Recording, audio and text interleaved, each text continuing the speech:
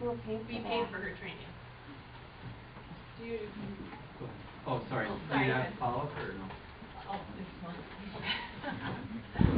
Emily Lundberg, see if you could resolve the issues.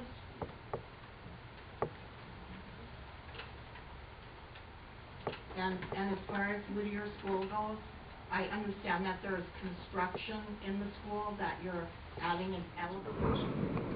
I believe we're gonna have to with as many people here. Yeah.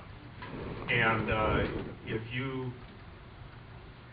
So you don't find it concerning that the reason the school was founded on Montessori principles is basically out the window, that this board is not upholding the fact that it's supposed to be a Montessori school and still be striving towards ensuring that every child receives that Montessori education? That's still our goal. We didn't ask anybody to resign. We fully support, we pay for teachers to go to Montessori training. We can still continue that Montessori philosophy with our in-house staff. When we hired the teachers that are leaving, they weren't Montessori trained. When we hired them, we paid for their training. So just like we're hiring and moving staff into positions that the children don't. So I hope that helps you understand that this facility is too small. We pay by the square foot here, and every year the square footage goes up and up. Our rent here is now $10,700 a month, and it's getting to the point where it just keeps going up. And our student enrollment. My wife. And that's not the reason why she's quitting.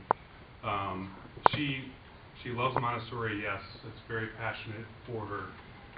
She was actually supportive of the move, not the timing. And in previous board meetings, they were all given an opportunity to speak.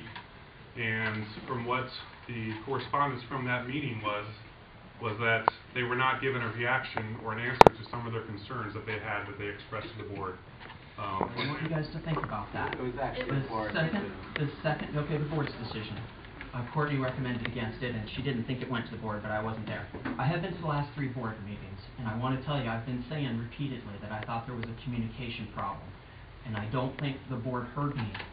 And if we look at what happened on the day of the resignation, Chad sent out a letter, and if you read that letter, he's called what happened to us healthy and normal.